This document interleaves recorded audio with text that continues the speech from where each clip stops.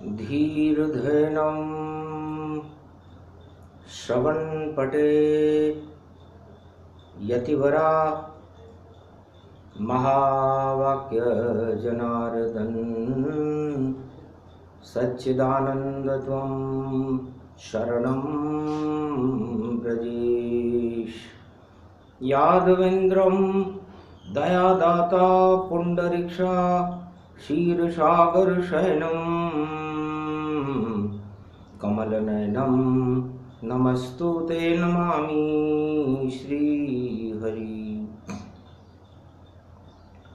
धैर्य से जिसको धारण किया जाता है, कर्णपटुओं से जिनका पान किया जाता है, ऐसे सच्चिदानंद भगवान श्री यादवेंद्र सरकार को मैं नित्य ही चिंतन करता हूँ, नमन करता हूँ। जिनको नमन करने से मंगल आदि मंगल तो हो ही जाते हैं, साथ ही में बहुत बड़ा बल मिलता है मनुष्य। वाणी ब्रह्माणी करो वाणी पर नितवास, राम कथा वर्णन करूं पूर्ण कर्म आस। ज्ञान भक्ति वैराग्य धर्म सब है अमृत का रूप, इसको टीका जानिए और ये है कृष्ण स्वरूप। नारद विष्णु डिंग तब जाई, कलयुग की सृष्टि प्रगटाई। सोमवार की पंचमी और जेठ का मास, और सारे जगत में हो गया और देखो दिव्य प्रकाश। अरे महामारी के छा गए बादल और नारायण नहीं दिख पाए, सूरज भी और चंद्र सभी और देखो ढक लिए धुएं निभाए। जो महामारी के बादल छाए तो सूर्य और चंद्रमा भी ढक गए। नारायण तक जब ये बात नारद जी ने कहा, महाराज सारे जगत में महामारी का अंधकार फैला हुआ है और आप त्रिलोकाधिपति हो, तो आप बताओ कि ज्ञान बड़ा है या विज्ञान बड़ा है।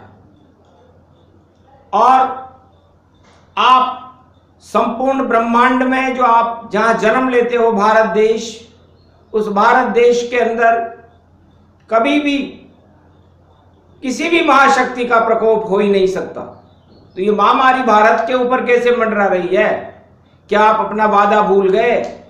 क्योंकि भारत में बम नहीं बनते, विज्ञान यहां नहीं चलता है। यहां तो चलता हर युग में देखो नारायण का शुद्ध चक्र सुदर्शन चलता है। तो तिल भर सूंड रही जब बाहर, तब हरि नाम पुकारा और गजराज बचाने आ गए आप। वहां नहीं कोई टीका धारा, वहां कोई टीका नहीं था, कोई हथियार नहीं था, बचने की कोई उम्मीद नहीं थी, बस हरि का नाम था। तो जैसे ही गजराज ने हरि का नाम पुकारा, हरि ने उसकी रक्षा कर दी। तो क्या भारत की रक्षा नहीं कर सकते?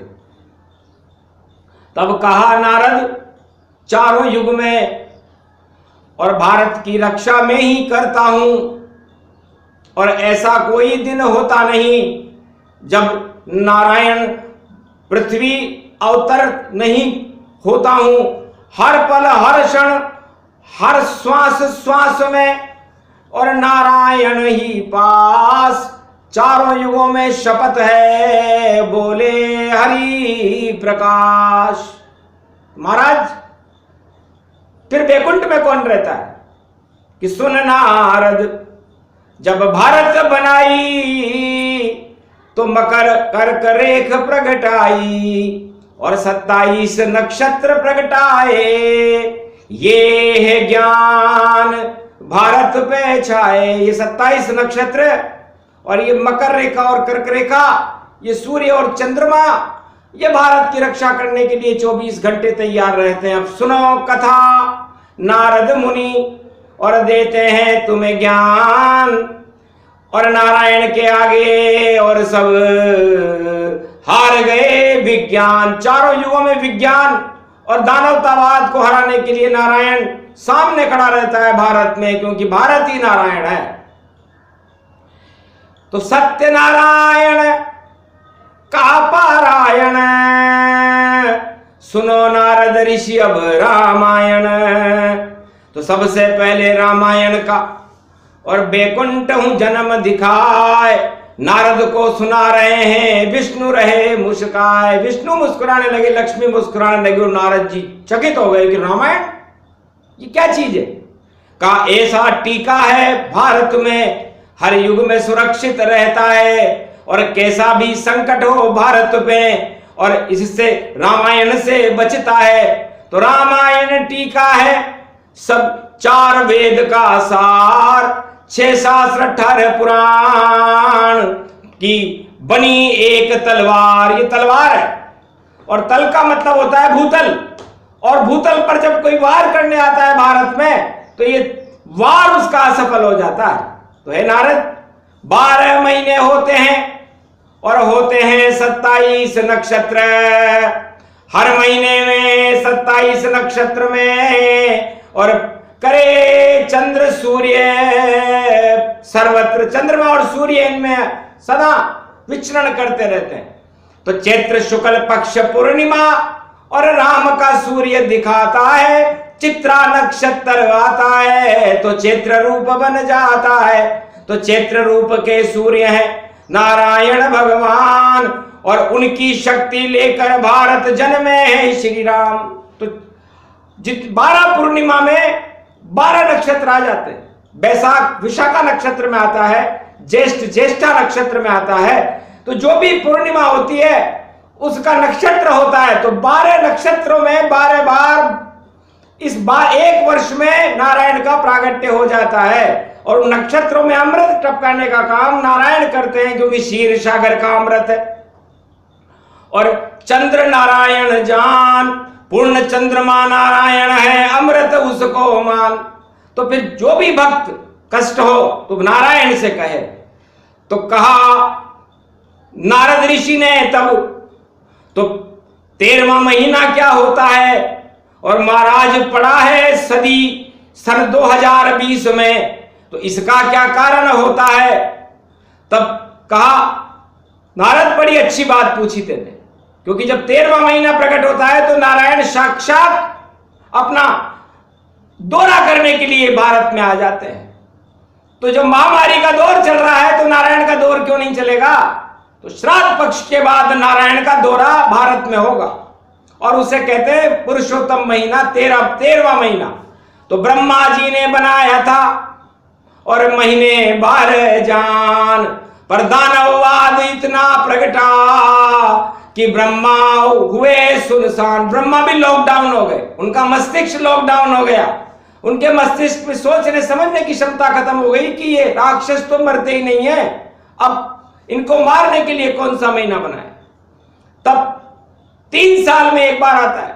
तो तीनों जगत गुरु मिले और करा सोच विचार, तब जाकर पैदा हुआ 13वां महीना सार, नारायण का महीना पैदा हुआ।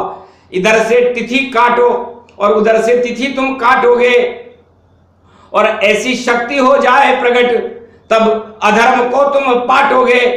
तो भारत में ये संकेत नारद तुझे दे रहे कि अक्टूबर के महीने में जो पुरुषोत्तम महीना होगा श्राद्ध पक्ष के बाद, वो 3 साल बाद आ रहा है, उसका प्रभाव 3 साल तक होगा। तो 3 साल तक सारा जगत का अधर्म होएगा नाश। हिरणाकुश वरदान लिया था रावण को भी पास। तो सारे राक्षसों ने वरदान ले रखा था कि दिन में मरे न, रात में मरे न, सुबह मरे न, शाम मरे। तो 13वां महीना बनाया गया भगवान मर्यादा पुरुषोत्तम राम का, क्योंकि उसकी भी कोई मर्यादा थी। तो तीनों जगत गुरुओं ने इधर उधर तिथियां काट करके और मर्यादा पुरुषोत्तम महीना बनाया। इसलिए जब महामारियों और राक्षस और दानवतावाद का दौर कलयुग में चल रहा है, तो नारायण का दौरा भी भारत में चलेगा।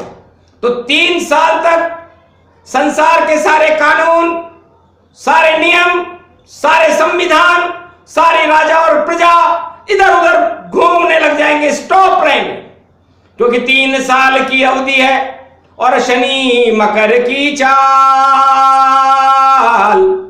और दंड देने आ गए बनकर शनि देव खुद काल। तो अधर्म को वो दंड दे और पापों करे सब नाश, और 3 साल तक भारत में होगा नारायण दिव्य प्रकाश। तो ये भविष्यवाणी नारद कलयुग में तुम्हें सुनानी है। ये 3 साल और पुरुषोत्तम महीने की कलयुग में अद्भुत कहानी है। तो 3 साल तक सतर्क रहो, सावधान रहो दुनिया वालों, क्योंकि दंड देने शनि आए हैं और अधर्म का नाश करे तानु। तो अधर्म का सब नाश हो और नारायण का प्रकाश। खीर मालपुए खाएंगे नारायण भगवान, तो खीर और मालपुए खाएंगे, क्योंकि पुरुषोत्तम का भोग खीर मालपुए होते हैं। तो भारत में सब खीर मालपुआ और 1 अरब 36 करोड़ खाएंगे, और बाकी की हम कुछ नहीं कहते। और वो तो अधर्म का ढोल बजाएंगे। तो ढोल बजे जब अधर्म का धर्म होएगा नाश, तो ईश्वर कैसे जाएगा फिर उन भक्तों के पास। तो दानवतावाद के पास अब ईश्वर कभी नहीं जाएंगे, और मंदिर मस्जिद गुरुद्वारों से दूर रहे वह तो भारत में प्रगटाएंगे। तो एक मंदिर भारत बना और दर्शन सब कर ले, योग वियोग संयोग है अजब गजब तन में। तब रोहिणी नक्षत्र चल रहा था ज्येष्ठ मास में, 24 तारीख को आएगा और रवि का सूर्य बनाएगा, और चक्र सुदर्शन लेकर के खुद कृष्ण इस ब्रज को बचाएगा। तो पूरा ही भारत देखो बना हुआ ब्रजधाम, और कालेपन की महामारी को दूर करेंगे श्याम सियावर रामचंद्र शंकर हरिओम। तो श्याम रंग श्री कृष्ण बनाया और महामारी भी श्याम ही छाया। तो श्याम रंग श्री कृष्ण है और महामारी भी श्याम, गोप ग्वाल बच जाएंगे। बोले कृष्ण भगवान सियावर रामचंद्र शंकर हरिओम। कि जहां प्रगटे श्याम भगवाना और श्री राधे संग उनके आना। तो श्री राधे के संग में और आएंगे श्री कृष्ण, जन्म रोहिणी में है उनका और रोहिणी रूप प्रसंग। ये रोहिणी का प्रसंग है जेठ के महीने में नारद, और पुरुषोत्तम महीने की कथा है। पुरुषोत्तम महीना अभी दूर है, रोहिणी पास है। तो रोहिणी में जन्मे देखो श्री कृष्ण भगवान, ऐसी तपाए रोहिणी और कोराना तप जान। इस कोराना को इस रोहिणी में तपाएंगे तो तपत तपत भस्म हो जावे, कोराना आप कहीं पता न पावे। ऐसी तपेगी रोहिणी और अन उत्पादन हो, ऐसी वर्षा होए भारत में कि जान सके नहीं कोई।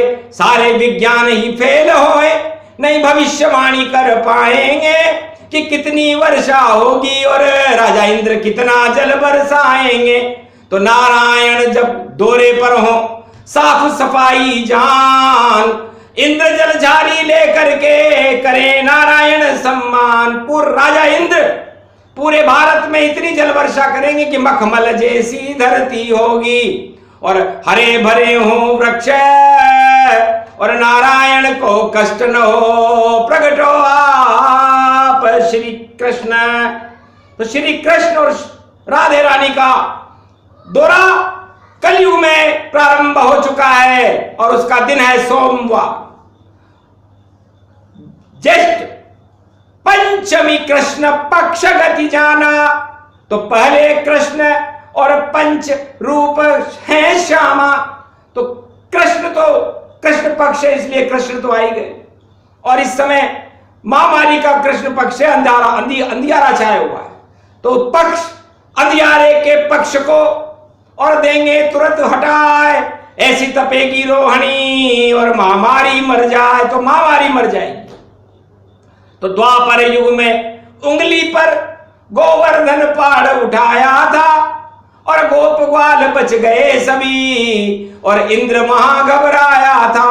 तो जितने बड़े बड़े सम्राट हैं भारत और सृष्टि के, सभी गए घबराए।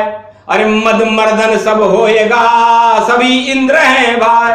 तो सारे राष्ट्राध्यक्षों का मान मर्दन करेंगे कि तुम ही सब भगवान बने, इंसान को नहीं बचा पाए।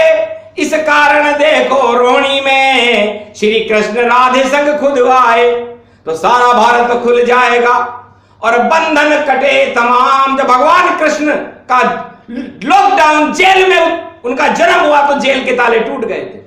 तो करी घोषणा कृष्ण ने, ताले सब खुल जाए, लॉकडाउन नहीं रहेगा। बोले कृष्ण मुस्काए कि मैं पूरे दुनिया और त्रिलोक के बंधन को काट देता हूं। तो ये राजा कौन है जो इस बंधन में भारत को बांधना चाहते हैं, सारे जगत को बांधना चाहते हैं? तो सागर पे तीर सेतु मैंने ही बांधा, कोई राजा बांध न पाया है। इसलिए रामेश्वर बंधन अच्छा होता है, ये बंधन काट भगाया है। तो कट गए बंधन कलयुग के सब और बंधन सब खुल जाए। राधे कृष्ण दोनों यहां और कलयुग में प्रगटाए। हंसने लगे नारद, धन्य धन्य प्रभु ज्ञान और रामायण की शक्ति तो, और देखो है भगवान सियावर रामचंद्र शंकर हरियो। तो है नारद, गजेंद्र को हमने कितना घमंडी था वो, समस्त सृष्टि के राजाओं से ज्यादा घमंड उस हाथी को था, क्योंकि राजाओं में और हाथी में एक जैसा घमंड होता है। तो उस चूंकि लक्ष्मी जी के पास खड़ा रहता है हाथी, इसलिए हमने हमारे साले को मार दिया। मगरमच्छ लक्ष्मी का भाई सागर में ही सब रहता है और मकर राशि में शनि देखो वह टांग पकड़ के खींचता है। तो वहां भी मकर राशि में शनि था और पकड़ी टांग तमाम। तो मदमंद सारे त्रिलोक में उसने देखा लक्ष्मी जी का आती है, इसे बड़ा घमंड है, तो इसकी टांग पकड़ लेनी चाहिए। तो सतयुग में जब मकर राशि में शनि आया तो सबसे पहले उसने लक्ष्मी जी जो सबसे ज्यादा सर्व संपन्न थी, उनके बॉडीगार्ड थे हाथी, उनकी टांग पकड़ ली। तो गणेश रूप शिव घर जन्माया, हाथी का सर उसके लगाया।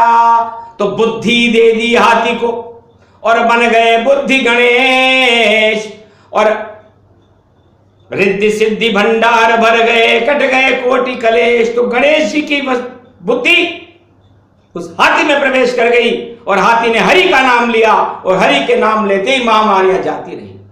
वो भी बच गया और उसकी बुद्धि तो कभी बढ़ती नहीं है। इसीलिए तो गणेश हैं, 33 करोड़ देवताओं के और रिद्धि सिद्धि के भंडार बढ़ने वाले गणेश हैं। इसलिए इस समय दरिद्र नारायण फैल रहा है। तो दरिद्र नारायण को हटाने के लिए हमने रामायण की कथा में नारद तुझे भगवान कृष्ण की कथा सुनाई और बुद्धि को प्रगटाने की जरूरत है। तो समस्त राष्ट्राध्यक्षों में आज से ही बुद्धि प्रवेश कर जाएगी, क्योंकि उनके वो बुद्धि थी नहीं। तो भेजी हमने बुद्धि को, अरे कर जाओ राज प्रवेश, तब जाकर के कटेंगे प्रजा के कोटि कलेश।